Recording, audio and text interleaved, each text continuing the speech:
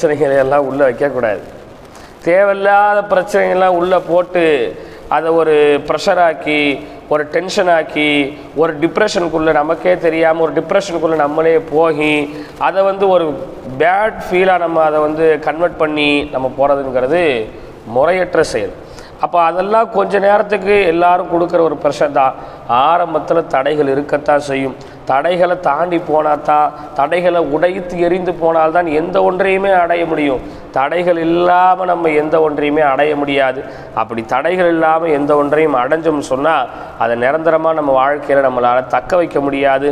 தடைகளை தாண்டி போய் அடையக்கூடிய இடம்தான் நிரந்தரமானது, அதுதான் மகத்துவமானது. அதன் மீது தான் நமக்கான சிந்தனையும் நமக்கான செயல்பாடும் ரொம்ப கவனமாக இருக்கும்.